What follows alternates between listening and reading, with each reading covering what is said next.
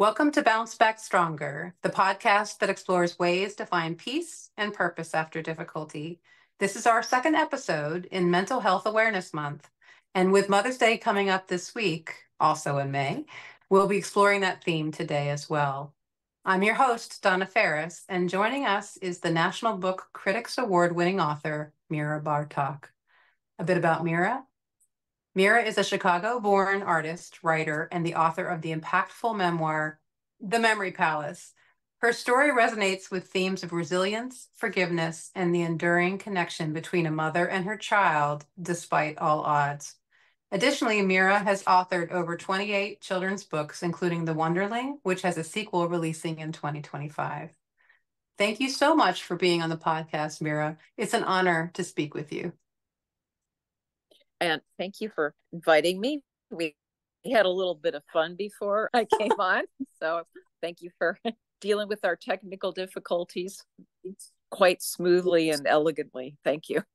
I think we had a lot of fun at it. We had such a good time with it, actually. So maybe we'll just dive right in. Can you share maybe the journey of writing your memoir and what inspired you to tell your story?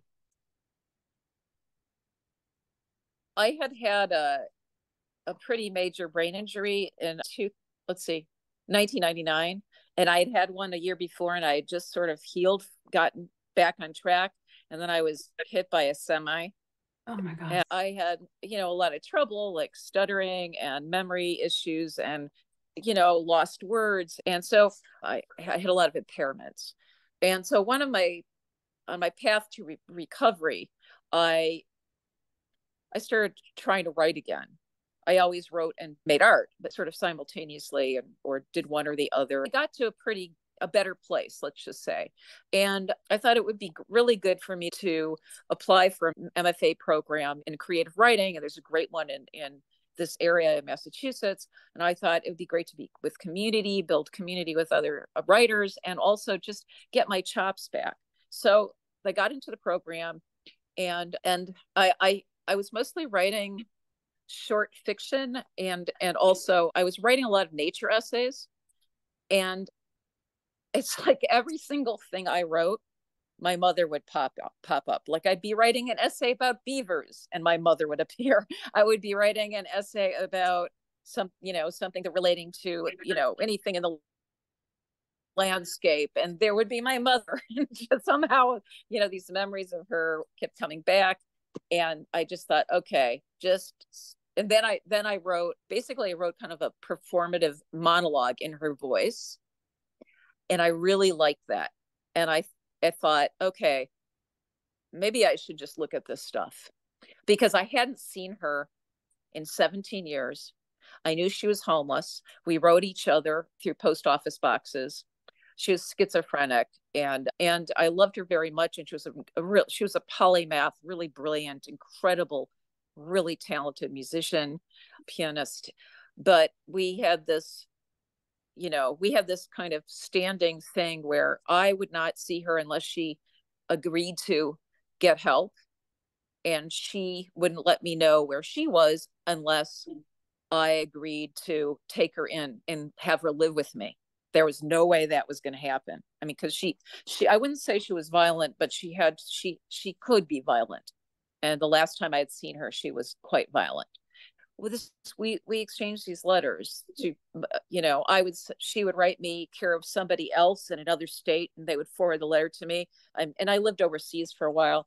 So anyway, that went on. So I just started writing about her at this point where I didn't, she was getting on in years, and I thought about her all the time. I didn't know how the story would end, but so I wasn't quite sure how to write about her. But because I draw, that visual art was my first love, and music, I decided to use an object from memory or an image from memory, whether it was a photograph or an object or something that would help hopefully be kind of like a talisman that would take me back into a memory of my mother and a particular event or something, so a passion that we shared, something. And that's sort of how I began. And it turned into a kind of a wall size canvas I actually built a memory palace, painted one.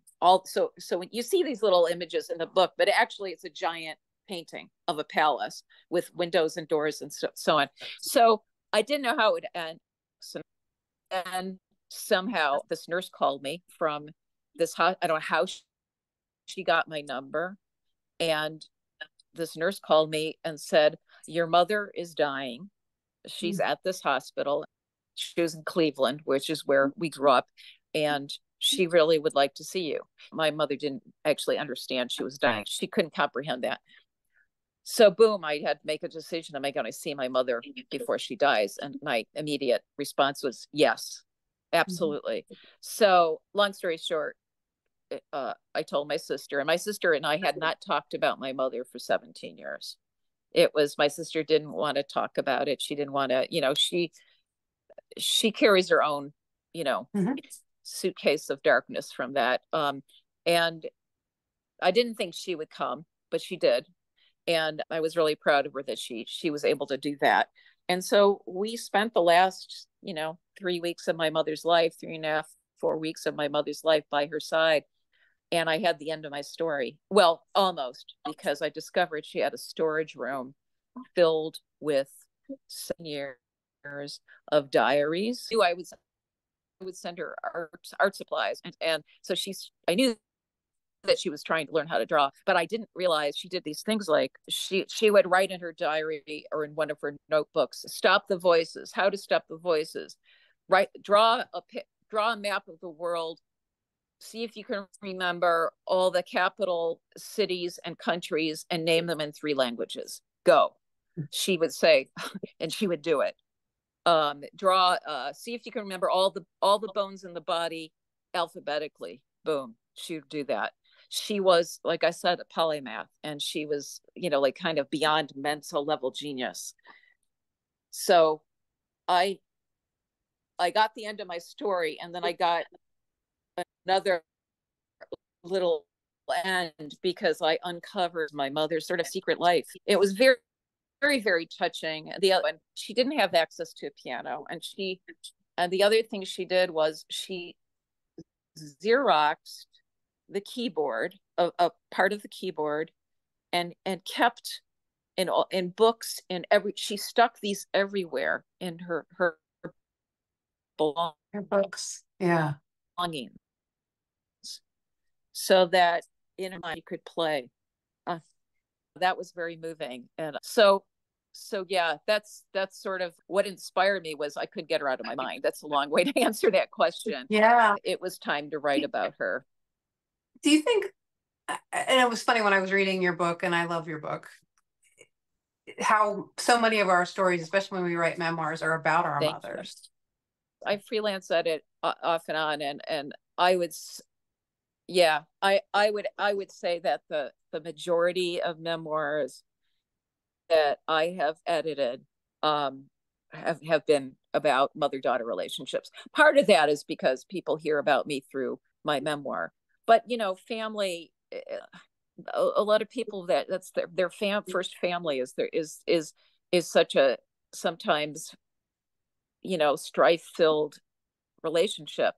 But I always go back. One thing I tell my students is that great quote by Annie Dillard, where she said, "Writing about family is an art, but it should never be a martial art." And so I try to get people to write through a point of compassion. Yeah. And sometimes it's really hard, especially if you have a parent who is abusive. Yeah, you really did. I really love how you brought in her lists, like the things that she was writing as well, so that you could kind of, she kind of got her own voice in your book, which I thought was really well done. Choosing little sections of those diaries was tough, because I'm talking about 17 years of tiny handwriting and hundreds of pages. But I just wanted to capture the essence of something that was her, and let her love for music come through, let her love of art and of the natural world come through. I always told people who deal with family member or someone they love with schizophrenia or something, some severe or even brain trauma, the essential person is in there. That person's still in there. It's this, disease or accident or whatever that's hijacked the brain. But if you look at, like, I'm sure you've seen those videos of, like a ballerina who's like in her 80s who, has dementia or Alzheimer's and hears this music of Swan Lake, and she remembers, her body remembers this thing that is beyond the self, actually. Yeah. I really appreciated how you described her illness too. And I think it's really a profound book in teaching us about schizophrenia and, what it means to have a parent that has that. Have a lot of people come to you and said that this was very helpful for them to understand that condition? I have to say, I was on the road off and on for like 2 years and doing events. And it was emotionally draining, but also moving. Sometimes the signing part would last 2 hours. Yeah. And eventually I realized I needed to be protected from, because I would be an absolute exhausted, I would be toast. So many people were crying and saying me too. And I remember one event I did, it was a benefit for the homeless shelter that my mother was in the last part of her life, which incidentally has since been named for her. It's called the Norma Hare Women's Center in Cleveland. So this organization did this big benefit for her, and we were at a temple in somewhere outside of Cleveland, and there were I would say about 400 or 500 people there. And I said, okay, everyone close your eyes and raise your hand if you have someone close to you, either in your family or a friend or yourself, who suffers from mental illness. And then I said, now open your eyes. And there was not a hand that was not raised. And it was this really heartbreaking, but moving thing. Like, everybody felt connected, I think, in some way. We try to hide mental illness. Like, we've given, our country's given so little care, more research and money toward tooth decay than there is mental illness. Now, tooth decay is important, but Yeah, no, I think there's a real need to destigmatize this subject. I think, that's the whole purpose of Mental Health Awareness Month, but we should make it Mental Health Awareness Year with how many, and like you said, it really affects everyone. If I had been in that room, I would have raised both hands. I think maybe that's partially why I relate so much to this book. Maybe take a moment to talk about your car accident, not necessarily about, what happened, but more how that helped you understand. Because I think that's one of the really nice, deep parts of this book is you could understand a little bit more, maybe your mother's experience based on what you went through. I thought that was really just kind of amazing to have that connection with somebody, after so many years. I think that, following something like that, well, it was particularly traumatic because a week after I got hit by this truck, I had to move. And the day before I moved, I was in this town, Northampton, Mass, which is about 15 minutes from here. I had a doctor's appointment, and I was the first on the scene of a man who had just shot his wife in the street. It's not something that it was, they both died. It was right across from the courthouse. And I actually thought it was an active shooter. And I mean, it was, I don't want to trigger anybody, but it was a horrible scene. And I hid. And then I had this thought that, oh my God, what if I can save her life? I mean, I just had this both. I hid in the like somewhere in the building. And then I just said, what do you have to lose? I just ran out into the street, back out into the street, and the cops were already there and everything. So by the time I had to like move into, my friends came, they was pretty, I think lost and very depressed. I felt like I lost my sense of self. Yeah. And and and then my neuropsych doctor, who is doing neuropsych therapy and doing all the testing, she said, well, maybe you should try to draw again. I was having some cognitive problems with that too. I started drawing again. And I also started doing things like going on nature walks. Like I started keeping a sketchbook again.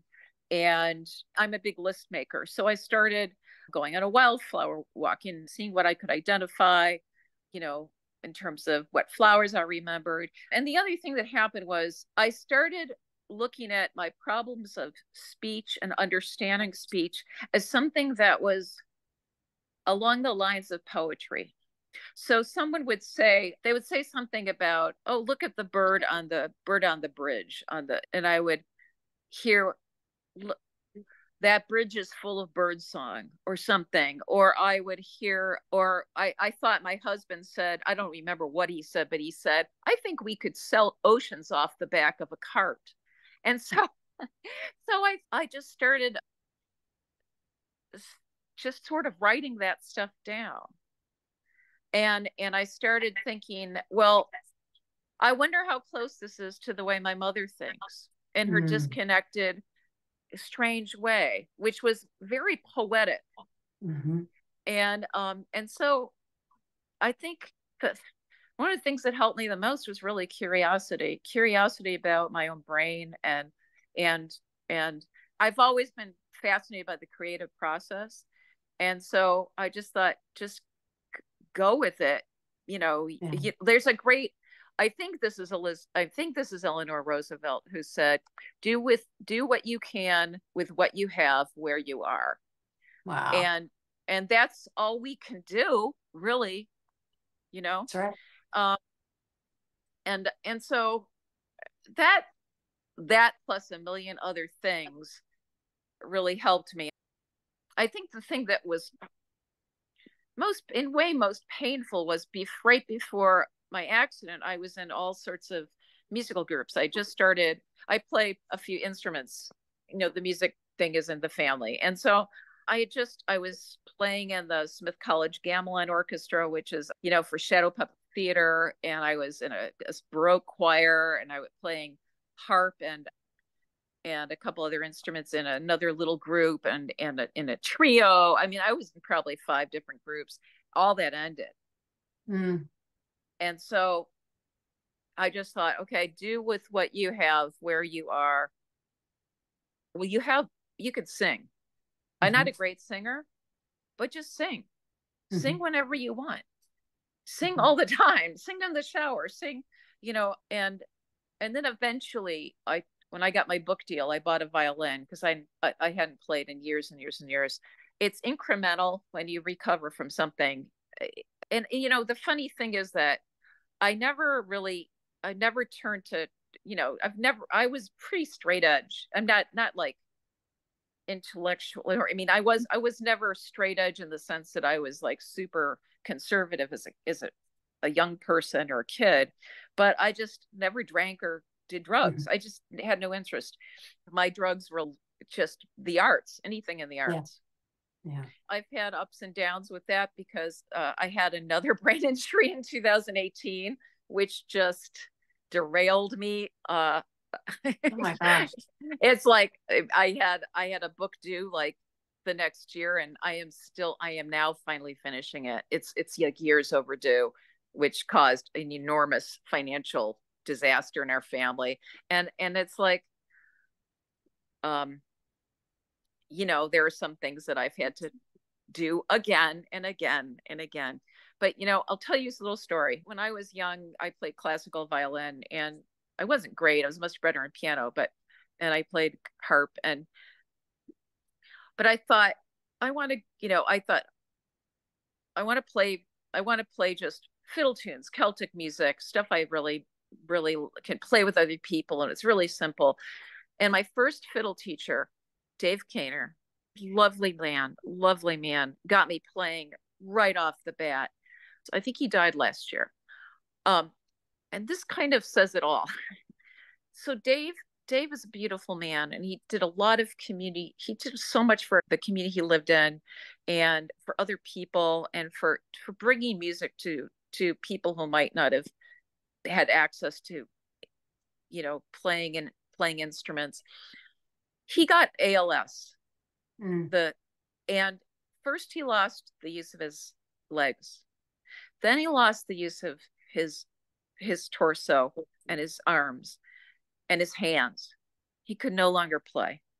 Then he lost speech. And at the end of his life, he wrote 100 songs using eye-gauged technology. Wow. He was completely paralyzed. But he wrote 100 songs, and that has always stuck with me. That has stuck with me, and it's something that I heard. I don't know where this came from. It's a phrase that I heard. I think I was in like my late teens or early 20s. What is within us without us? I don't know where it came from, but I think what is deep inside us. It's like my mother's musicality, my mother's, is it the soul? What is in us without the cloaks of gender and race and your favorite football team and your whatever? What is deep inside you? Well, yeah. Dave Kaner, that was that 100 essence, songs. That is actually the heart of his story. It's that. So I think about that whenever I have yet another accident. Right. Like there's something deep inside us that is essential, and we can have all the things, we can say all these things that we want this, we want that, but what's inside that really matters. And that might sound, sentimental, or I don't know what, but it's like, that's the truth. I think it's important to remember that when we see someone on the street who's homeless, knowing that they have something essential that is lovable inside them. When someone is talking to themselves and they seem really off their rocker, well, what's inside them? There is a human in there. There's a soul, and it's our job. Our job is to love that soul, to connect with that soul. Yeah. And I love that I love that so much. I think Sharon Salzberg says, if you're familiar with her, she says, everybody wants to be happy. Everybody desires to be happy. We may not agree with how they look at happy, but it's a good way to kind of level us. And it's kind of where you are. We were saying about Dave is, he wanted, his happiness was still creating songs, regardless of what his, physical situation was. It's a really, really good way to think about a lot of these subjects, especially around mental health. Maybe we take a moment on Wonderling, because it sounds like you're going to come out with a sequel of that soon. And I love the theme of that. No matter one's size, stature, or humble beginnings, they can make a positive change in the world. Maybe talk a little bit about that. I mean, you were talking a little bit about, maybe it's probably a good segue from what we were just talking about. I would say that the Wonderling, the first Wonderling, which is the series, or the 2-book series, is called The Wonderling, and then the first one's called Songcatcher. The second one is called Singing Tree. When I was 14, I wrote and illustrated a fairy tale, and I found in the first book of the first Wonderling, Arthur, my little character, he has this memory. Actually, I was going to say is that this book, The Wonderling, is the first book, is more autobiographical in many ways than my memoir. And that's something. He has this memory of his mother. He couldn't remember his family, doesn't know where he came from, but his memories start coming back. And he remembers this thing that his mother said to him, which is, "You are the Wonderling. You must sing to the lonely, comfort the frightened, and awaken the love in sleeping hearts. Mm. And I think last year or the year before, I found this illustration that I did when I was 14 for this book. And what does it say?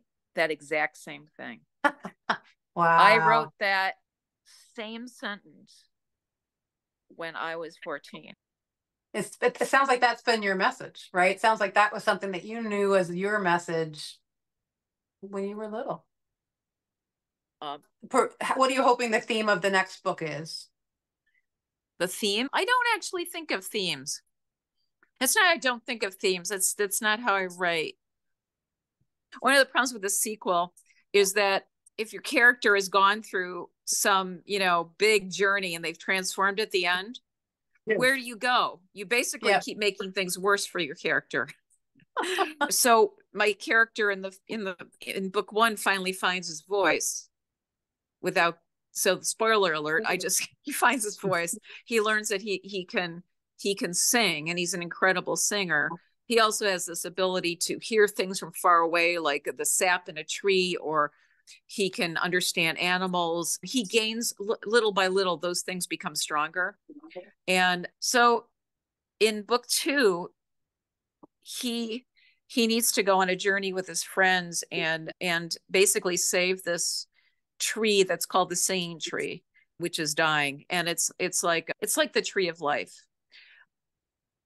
So I think what he learns, it's more like what he learns, how not only his connection to his friends and to the world around him, but that he learns about, there's something greater than his world. And that basically the adults in the room they're not really taking care of business, and it's up to the little guys. It's always up to the little guys, really. so that element was there in book one, but it's strengthened in book two, because basically he sings a song that people start this. It sort of sparks a rebellion, and of my characters, who are the groundlings, they're the lowest of the low in their world, and it sort of sparks a rebellion. I guess he conquers his shyness a bit, but it's I'm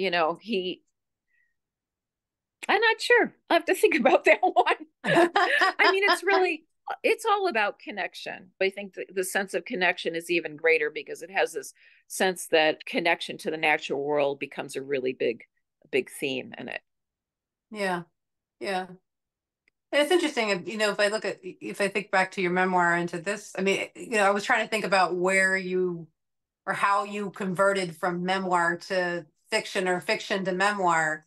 It feels like there are some themes there, like connection and you have an interest in maybe people that are overlooked, or beings that are overlooked, right? Yeah, definitely. I am always rooting for the little guy. And before I wrote my memoir, I was writing a lot of short stories, and in a way it was a little tough to write a memoir, because my interests are my favorite kind of writing. I read a lot of different kinds of books. I'm a very omnivorous reader, but I would say the kind of thing I like to write the most is speculative fiction or fabulous fiction, where maybe everything is the same, is normal, but there's one thing that's just a little off. I like this border between the real and the unreal, that there's this thin place that maybe you can go in the past, travel back to the past, or maybe everything's normal, but you have, a character has the ability to hear the sap in trees and understand animals or something. So it's not like full-blown fantasy, but my stories are all, just sort of on that edge of a little strange. Like, I think probably closest to like Borges, or, some of the magic realists in Latin America. That's what it sounds like. I guess I have one last question. Is your mother still popping up in your stories, or after the memoir, did it kind of die down? The weird thing, that's interesting question, because after I wrote the book, and finished it, and it got published, I stopped dreaming of her. I Wow. mean, it I always had like, I mean, my dreams were always extremely vivid and almost epic, but often my mother was in them. Yeah. And generally she was trying to chase me, or, I was really afraid of her. Sometimes I was trying to help her. Often I was trying to help her. I just stopped dreaming about her. And in a way, it made me kind of sad because I think I've only dreamt of her maybe 3 times since that book came out in 2011. I don't dream of any of my family members at all. Yeah. I had a similar experience. My mother would, after she died, and I went through my difficulties, she kept showing up in my psychic readings almost every time. She would, nobody else would, but she would. And then after I wrote the book, it stopped. I was wondering Really? whether the same thing kind of happened to you. Yeah, it's almost like an exorcism. Yeah. Yeah. Yeah. It was almost like, well, it's for me, and I had a bit of a strange situation with her, and it was almost like she needed to finish our connection. Like, well, it wasn't complete. She wanted to make sure that I knew she loved me, I think, so it was really important to kind of have that. I wondered if once you wrote it, you had something, like, it just kind of ended too. Was she Interesting. mentally ill too? Undiagnosed. She had a really difficult childhood, was abused as a child. And I think my childhood hit her at a time where she was very unhappy. I bore the brunt of most of that. So I had to separate myself from her because of how difficult she was for me. It was really, she was mentally very um, difficult for me. But I've always felt bad, and I think I had a similar situation where I wanted to go back when she was dying, and I didn't get the chance to be with her. So I do Mm. think what you wrote and your experience was so profound to have that opportunity to go back. I think it would have been a very different thing without my sister there. I would have felt Yeah, very sad if she had not been there. I would have yeah, understood, but the interesting thing is the morning after my mother died, and we found out about the storage room, and my sister woke up and said, "Well, that's the end of that chapter's closed." Now and she's never looked at those diaries. She's never looked at, and I was like, "Wow, I think a new chapter just opened for me." yeah, So yeah, yeah, so everybody has their different way. She didn't need to look at those things, or she avoided looking those things, or she didn't, it just wasn't helpful for her you know yeah. um Everybody has their different way of processing, and processing is not the right word, but figuring out how they're going to move through the yeah, end of a relationship like that. for her, maybe my sister just needed to say goodbye. Yeah. And I know it was very profound for her, but I was still writing a book. Yeah. And So you were a memoir writer looking for your ending too. I mean, there's nothing yeah, like that. I mean, it's weird, like literally the week before I found out about her being in the hospital, my friend Jane said, "So how are you going to end your book?" I go, "I have no idea." And then when I came back from Cleveland, she said, "Now you know how you're going to end the book, aren't you?" And I go, "Yep." That's always it. What the memoir writers are always in search of that ending. Yeah. Well, that feels like a good place to probably end our talk. Is there anything else that you want to share, or? No, but I'm looking forward to reading your book. Oh, thank you for that. I'll send you my book. Oh, okay. Oh, that would be Because you did lovely. that.